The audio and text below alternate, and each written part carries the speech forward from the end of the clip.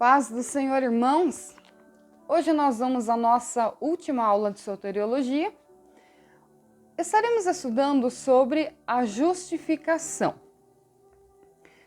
Romanos, capítulo 5, versículo 1 e 2 diz assim: Sendo, pois, justificados pela fé, temos paz com Deus por nosso Senhor Jesus Cristo, pelo qual também temos entrada pela fé a essa graça, na qual estamos firmes e nos gloriamos na esperança da glória de Deus. O que significa justificar? Declarar judicialmente que o estado de uma pessoa está em harmonia com a exigência da lei. No Novo Testamento significa declarar que uma pessoa é justa. Ou seja, é tratar alguém que estava com um fardo pesado sobre si, cheio de pecados, através do perdão e da justificação, que são duas coisas diferentes, mas primeiro o perdão, depois a justificação, é agir como se a pessoa não tivesse pecado. Por isso que nós conhecemos pessoas que antes de Cristo tinham uma moral ruim, tinham um comportamento ruim, mau caráter.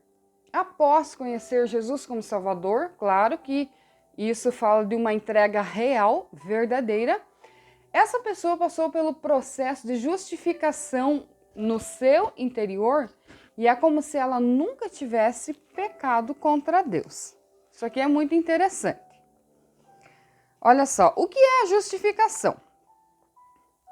Atos 13, 39 diz: E por meio dele, todo o que crê é justificado de todas as coisas, das quais vós não pudestes ser justificados pela lei de Moisés.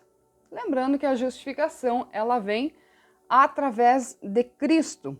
A palavra justificar não significa tornar justo alguém, mas considerá-lo ou fazer aparecer justo. Um homem é justificado diante de Deus quando Deus o recebe como justo. E outro ponto importante, o pecador justificado não é tratado como preso que sai da penitenciária. Você sabe que alguém que cometeu delitos no passado, ele é sempre considerado como tal. Quando você se refere à pessoa, você olha para o passado dela e diz: ela fez tal coisa, pagou por isso e agora está no convívio da sociedade. Espiritualmente falando, não é assim. A partir da justificação, Deus nos trata como se não houvesse todo esse passado. Você tem que entender que a visão de Deus é diferente da humana. A visão humana sempre irá tratar as pessoas pelo que elas fizeram, independente da mudança, independente do comportamento. Deus não. Ele vai nos tratar como limpos. Esse é um ato de bondade e de misericórdia diretamente do coração de Deus para nós, humanos. A justificação do pecador, que quem crê em Cristo para a sua salvação, inclui a libertação da pena, juntamente com uma posição diante de Deus igual àquela que teria se nunca tivesse pecado. Então, a principal característica da justificação é termos um relacionamento com Deus como se nunca tivéssemos pecado. Possível isso? Sim. Não é por obras, não é por merecimento. Isso aqui é um ato do coração de Deus, é um ato de bondade, de misericórdia, que vem diretamente de Deus para nós. Vamos analisar agora a natureza e características da justificação. A Bíblia ensina claramente que o fruto da justificação é muito mais do que o perdão. No início eu disse para vocês que perdão é uma coisa, justificação é outra. Perdão é quando eu confesso um delito, um erro, e a pessoa diz: não, eu te perdoo. Ou seja, eu não tenho raiva, não tenho rancor. Mas ela lembra. Justificação é como se não tivesse cometido tal ato. Então perceba que são duas coisas importantes, porém diferentes.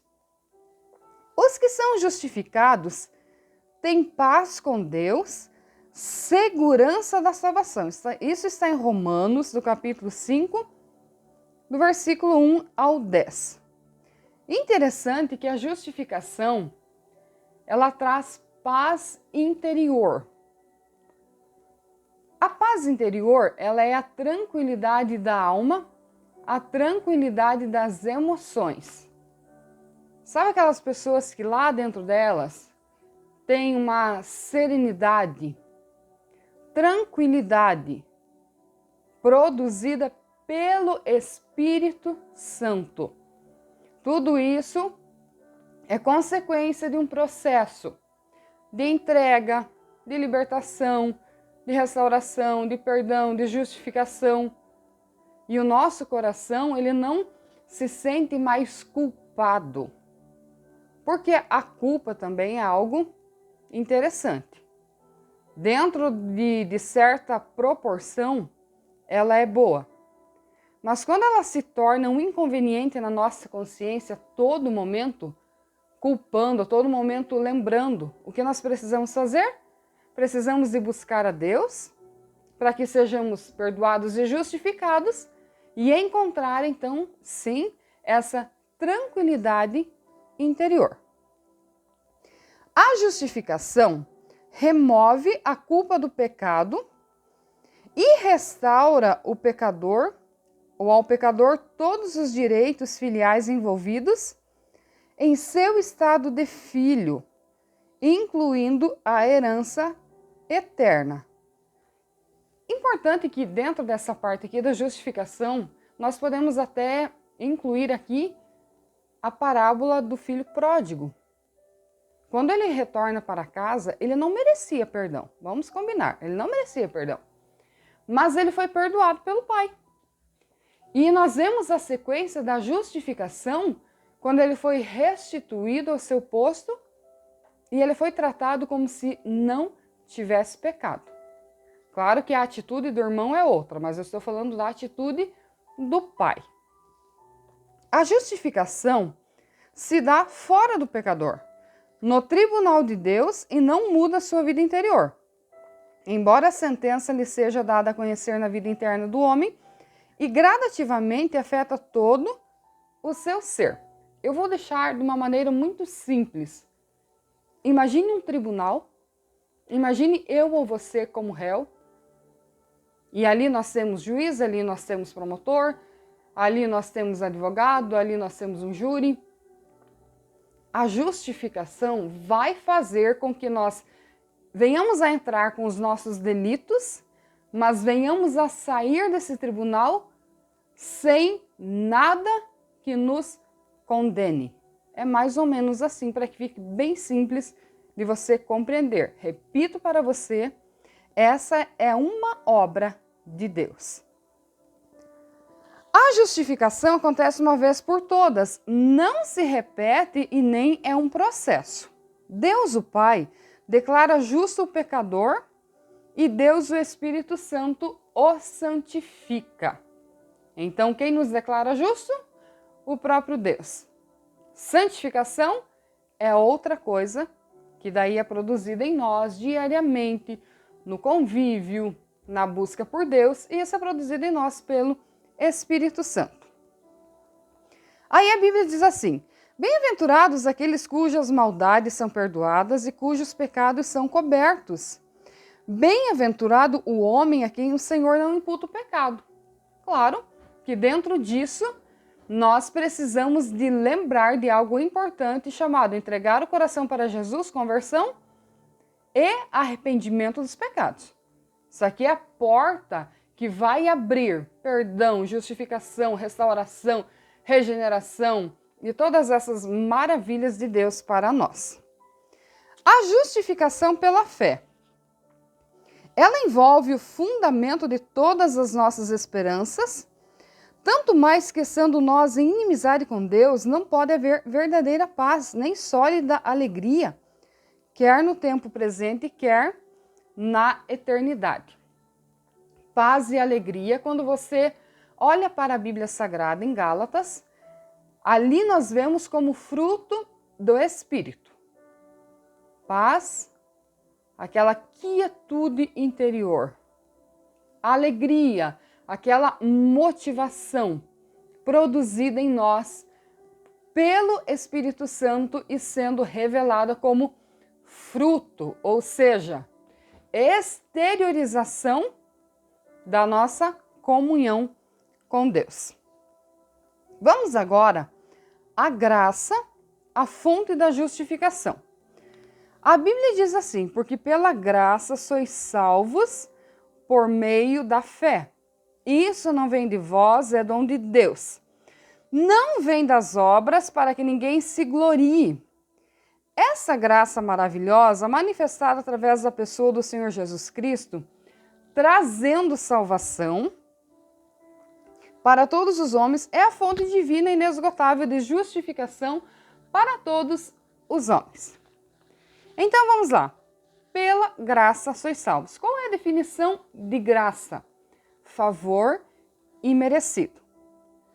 Depois vem por meio da fé. Como nós já estudamos sobre a fé na aula passada, a confiança total em Deus. Aí diz o seguinte: isso não vem de vós. Isso vem de Deus. Porque se viesse de nós, das nossas obras, as pessoas iriam se gloriar. Algumas já se gloriam pela sua posição, algumas já se gloriam por se achar superiores moralmente às outras. Imagine se isso fosse um mérito nosso. Não é. Isso vem de Deus.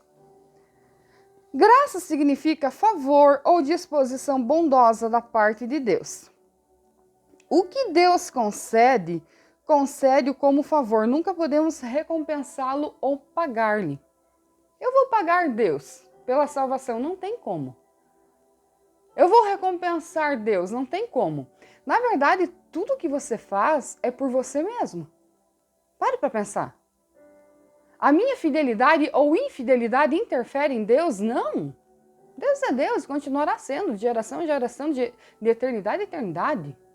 Nós não.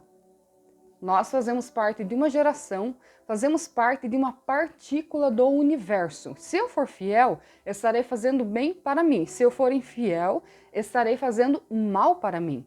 Mas não interfere em Deus. Então, é muito importante compreender isso aqui, porque graça é algo de Deus para nós, algo que nós jamais merecíamos.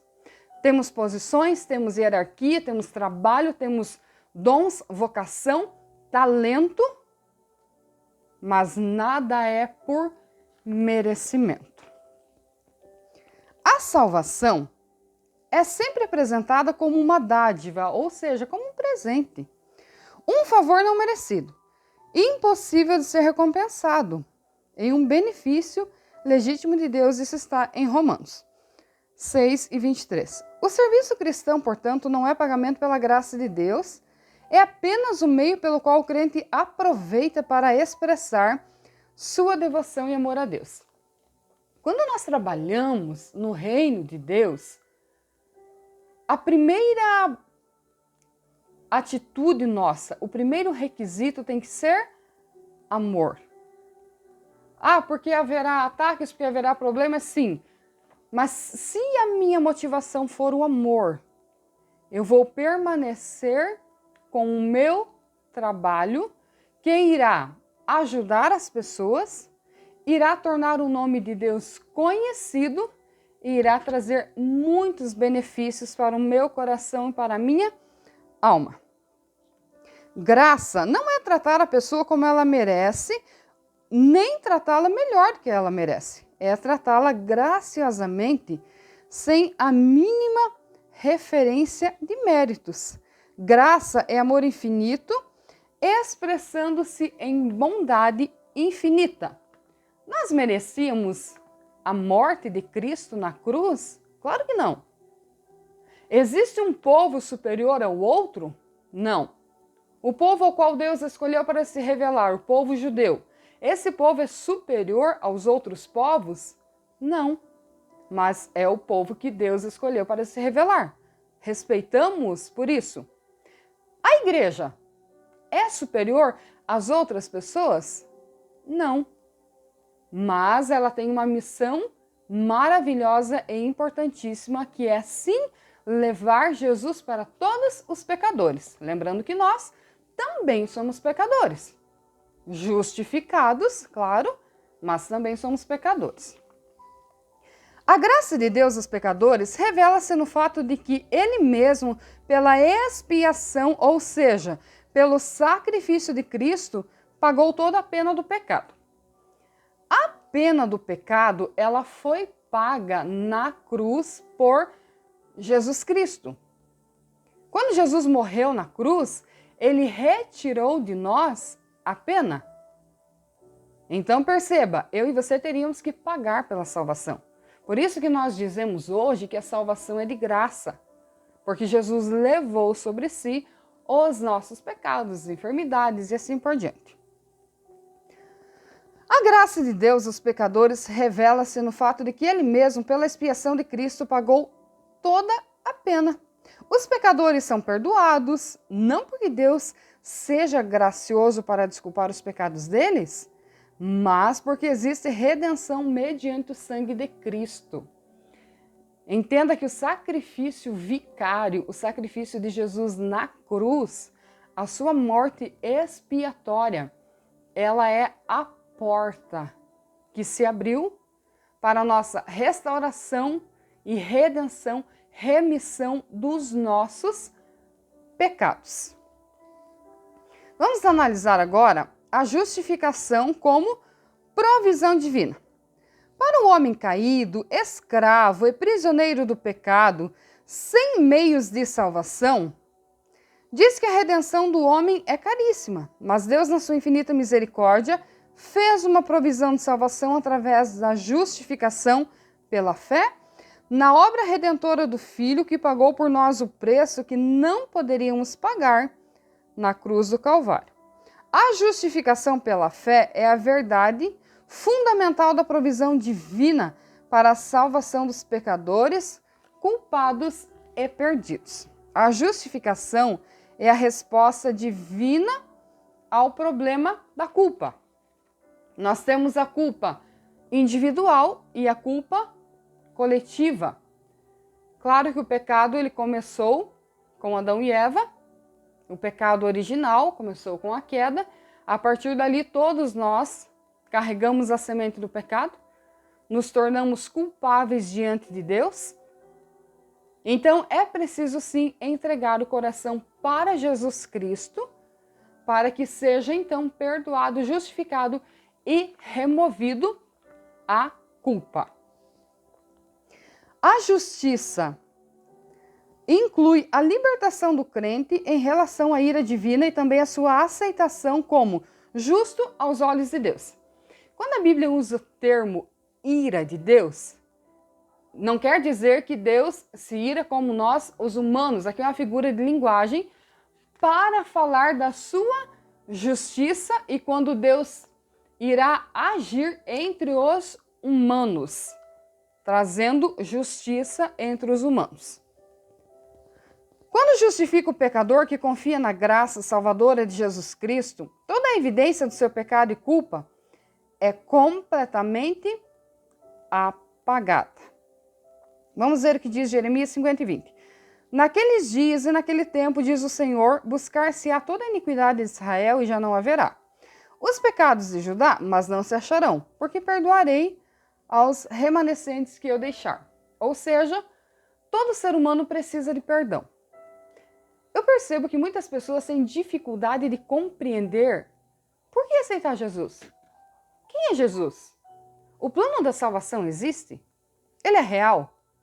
Por que perdoar pecados? Eu não tenho pecados. Quantas vezes nós ouvimos isso? Eu sou uma pessoa boa.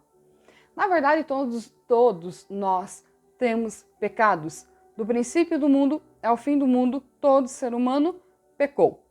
Só percebe o pecado aqueles que tiveram as suas mentes iluminadas pelo Espírito Santo.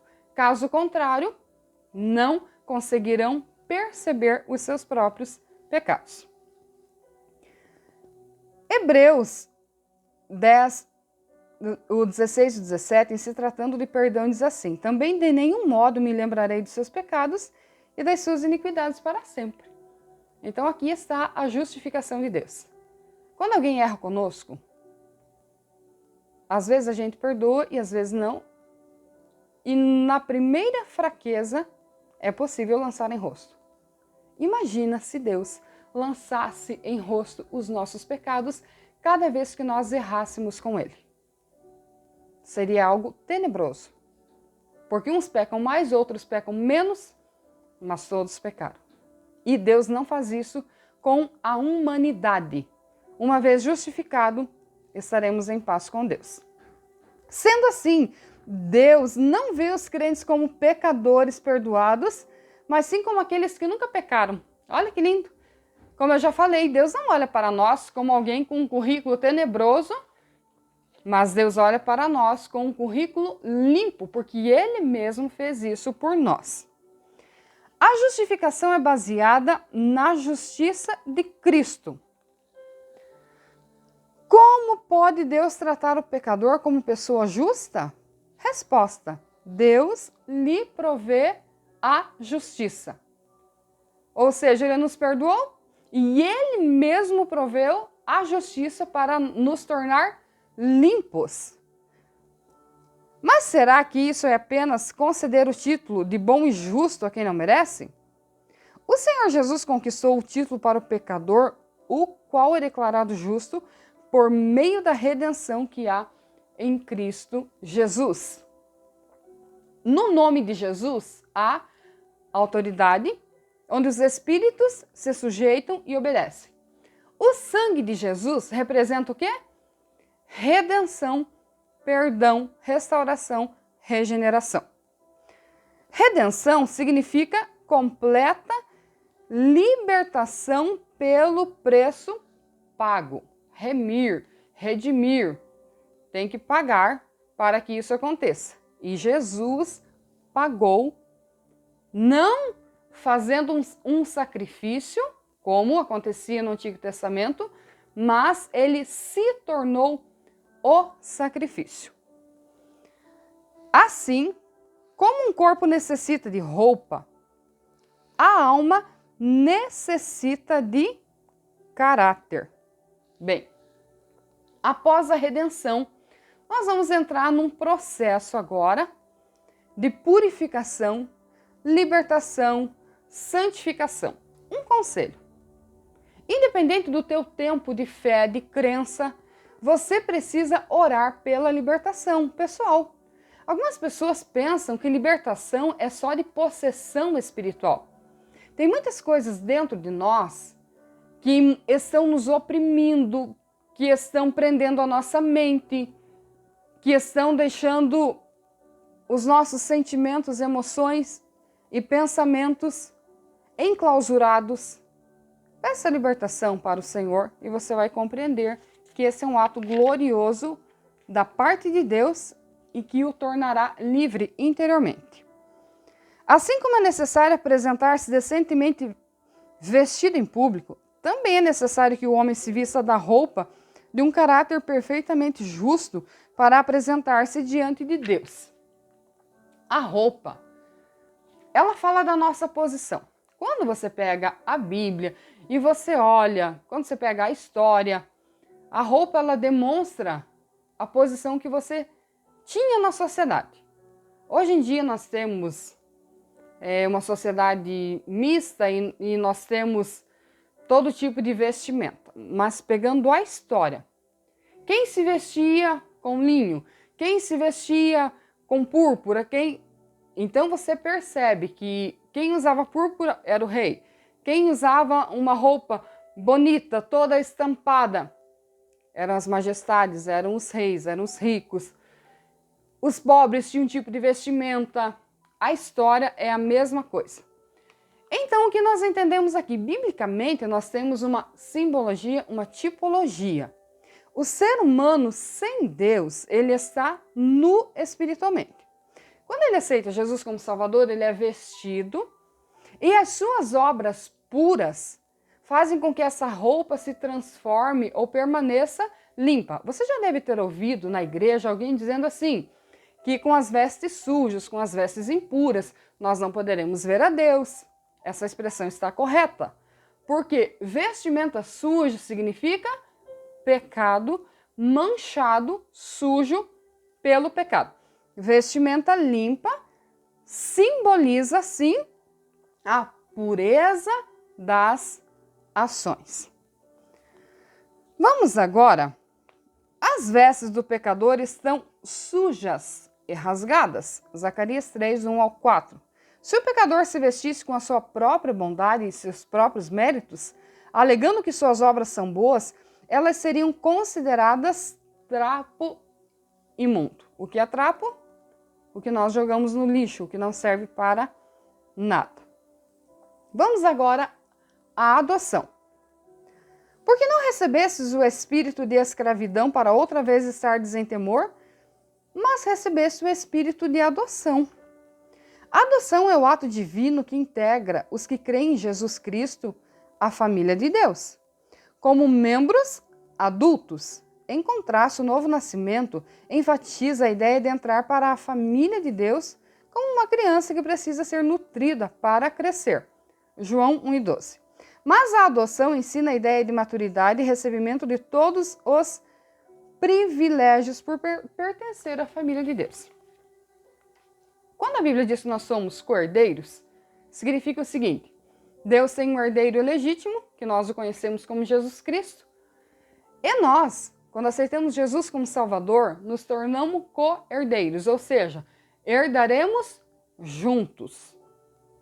Então perceba que nós estaremos sim com Cristo na glória, na eternidade. Assim como acontece na nossa vida normal, quando se adota uma criança, ela recebe o nome da família que adotou, ela recebe todo o cuidado e ela é tratada como um membro da família. Espiritualmente é a mesma coisa. Nos tornamos irmãos de Jesus Cristo, vamos dizer assim, mas ainda que precisamos compreender que o servimos como Salvador e Senhor. Dentro da adoção fomos recebidos na família de Deus, seremos cuidados, seremos nutridos, orientados com um propósito, a eternidade. Vamos agora analisar outro ponto importante, a regeneração. O significado da palavra regeneração é novo nascimento.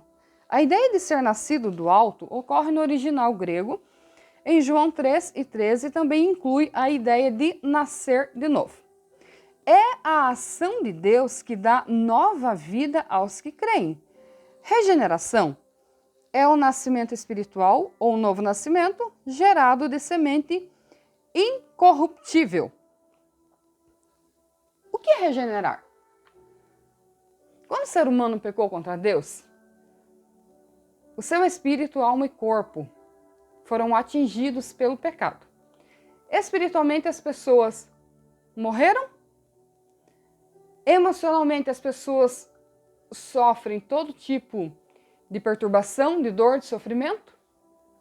E o corpo reflete o que está, como está a nossa alma. E então perceba que se o espírito está morto, dormindo, no momento em que a pessoa aceita Jesus como Salvador, há um renascimento desse espírito. A Bíblia usa o termo avivado, vivificado, ou seja, tornar a dar vida. Imagina uma pessoa quase morta e ela é reanimada pelos paramédicos, para você compreender melhor. É mais ou menos assim que acontece. Quando a gente aceita Jesus como Salvador, o espírito começa a se acordar. Aí começa um processo também de limpeza e transformação na alma. E claro que tudo isso é refletido no corpo. Por isso que a pessoa que aceita Jesus como Salvador, ela tem uma mudança, sim, interior, que é refletida no seu exterior. Regeneração, novo nascimento. Daí Nicodemos perguntou para Jesus: poderei eu, depois de velho, tornar a entrar no ventre da minha mãe? E Jesus respondeu para ele: não. Você, sendo mestre em Israel, não sabe essas coisas? É necessário nascer da água e do Espírito. Ou seja, através de Cristo, ter um novo nascimento, mudança interior, de pensamentos, entregar a mente para Cristo, entregar todas as vontades, o coração, o culto racional, como a Bíblia ensina. E aí sim, agora nós começaremos a viver um novo estilo de vida. Você tem que entender que essa regeneração não é como fazer dieta. Eu vou fazer uma semana de dieta e na outra semana eu volto aos meus hábitos alimentares e engordo tudo de novo. Não, novo nascimento é diferente. Por isso que a Bíblia fala para entregar o coração, que é a sede da vida, das emoções, do intelecto, dali parte todas as diretrizes da nossa vida, é entregar o coração para que haja uma mudança interior que será refletida, sim, no exterior. A regeneração é uma mudança indispensável à salvação do pecador. É uma mudança no princípio mais íntimo da vida, no coração ou disposição direcional, no relacionamento da alma. É uma mudança que se opera em conexão com o uso da verdade como meio. É uma mudança instantânea, operada secretamente e só se conhece em seus resultados. Ou seja, acontece dentro, mas a evidência são os frutos. Nova maneira de viver, nova maneira de se comportar. É por isso que uma pessoa que entregou o coração para Jesus de verdade, estou falando de quem entregou o coração de verdade, que tem diferença daqueles frequentadores de igreja. Quem se converteu de verdade tem uma mudança nos hábitos, nas vestimentas, no comportamento, na maneira de falar, nos relacionamentos, nos negócios, ou seja, em todas as áreas da vida. É uma mudança completada através da união da alma com Cristo. Atribuindo ao Espírito Santo a autoria da regeneração, não afirmamos que o Espírito Divino cumpre a sua obra sem qualquer instrumentação. Afirmamos simplesmente que o poder regenerador é o de Deus e que, apesar do uso de recursos, há uma operação direta de tal força sobre o coração do pecador que muda o seu caráter moral. A moral, ela é uma das partes principais nas atitudes de um convertido. Você percebe explicitamente uma transformação de caráter. A pessoa que já tinha um caráter bom antes de conhecer a Cristo, ótimo, só vai ser trabalhado em algumas áreas. Mas algumas pessoas têm um caráter muito ruim e precisa ser trabalhada todas as áreas. Lembrando, não é uma área da nossa vida que vai e deve ser trabalhada, mas sim todas as áreas da nossa vida trabalhadas pelo Espírito Santo. A necessidade de regeneração. Com a queda do homem, a sua natureza caiu para um estado de depravação, da qual, por seus próprios meios, jamais esse homem depravado tem condição de ser liberto. E nesse anseio de liberdade, grita pedindo ajuda. E o Espírito Divino lhe socorre, trazendo-lhe a regeneração. Então é importante compreender isso aqui, que nós precisamos sim dessa mudança e precisamos dessa força divina e espiritual, junto com a nossa força de vontade, para que sim possamos vencer o processo. O processo de libertação não é simples, o processo de santificação não é simples, mas é necessário. E aí eu te digo uma coisa, quem conheceu Jesus de verdade não consegue mais ficar confortável com o pecado. Muito pelo contrário, ele anseia, ele deseja mais. Não é se tornar um santarrão, um chato, não. Mas é buscar mais e mais a Deus, e o próprio Espírito Santo vai nos dirigindo e orientando em quais áreas de nossa vida nós precisamos nos corrigir e mudar. Vamos agora, a natureza exata da regeneração é um mistério para nós. Salvação, fé e regeneração. 3 palavras tão importantes no linguajar e na vida do cristão que podem e devem ser analisadas independentemente, porém tão juntas e interrelacionadas entre si no mistério profundo do novo nascimento, gerando no homem, pelo poder do Espírito Santo, o misterioso processo de regeneração espiritual. O que acontece na regeneração de forma exata é um mistério. Como que acontece isso dentro de nós? Não sabemos.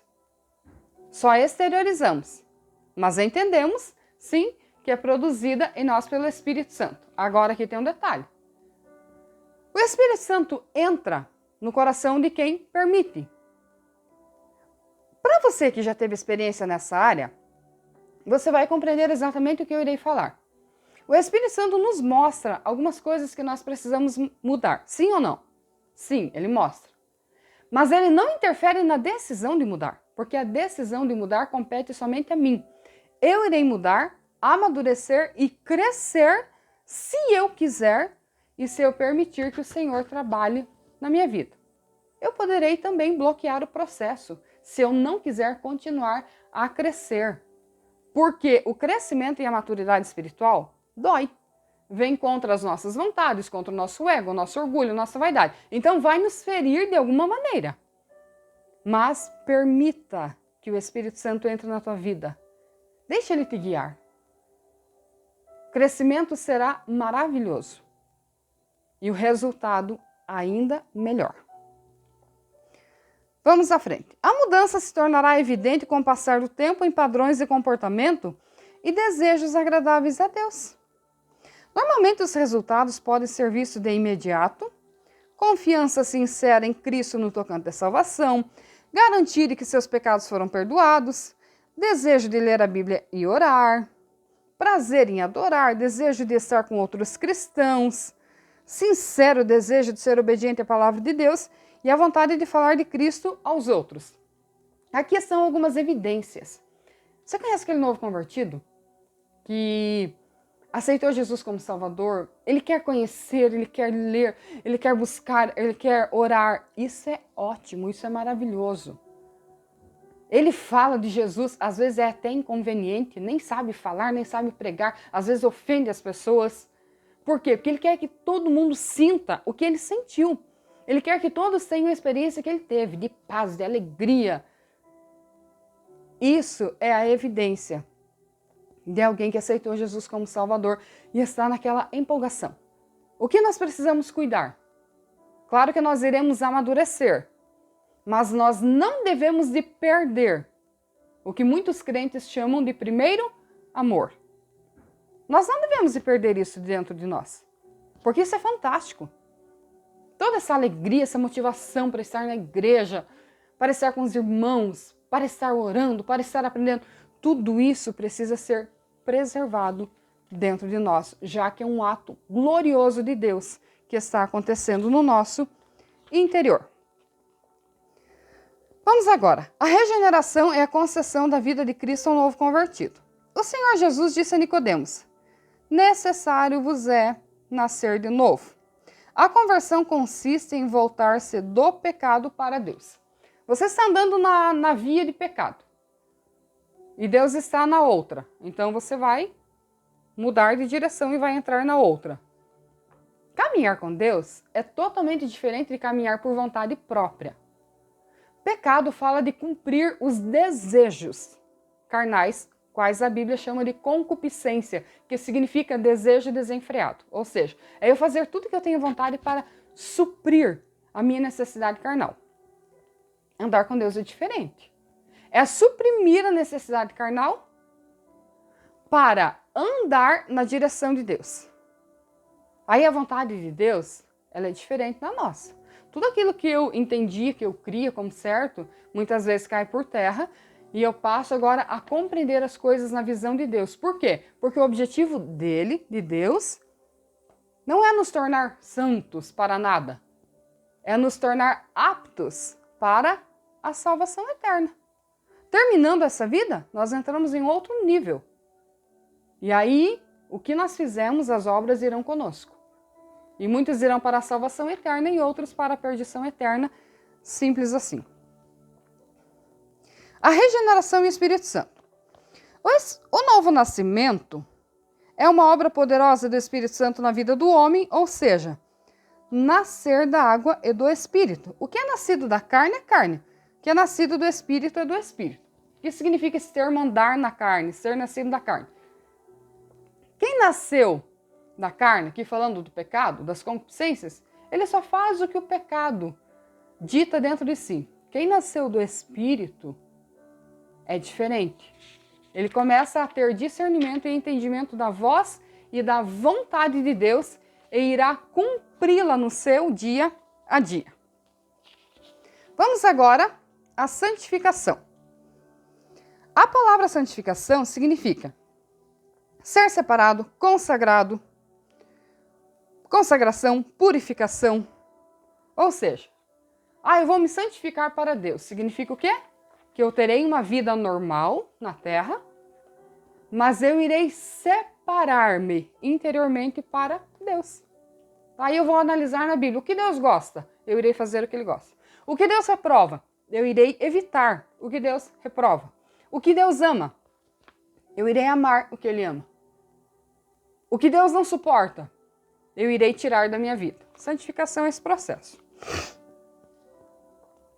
O pecado é culpa, também é corrupção. A justificação liberta o homem da culpa e a santificação liberta o homem da corrupção do pecado. Vamos encerrar com a santificação. É o processo de libertação, transformação interior, maturidade espiritual. Ter maturidade espiritual não é simples, é algo difícil. Requer muita entrega, muita vontade de ser limpo, permanecer limpo, de ser fiel e de exteriorizar aquilo que está dentro, os quais nós chamamos de frutos. Então, para nós encerrar, santificação é uma obra dinâmica e progressiva do Espírito Santo em nossas vidas. Compreenda a diferença de fé, perdão, justificação, santificação. Permaneça na presença do Senhor e você será abençoado. Que Deus te abençoe em nome de Jesus.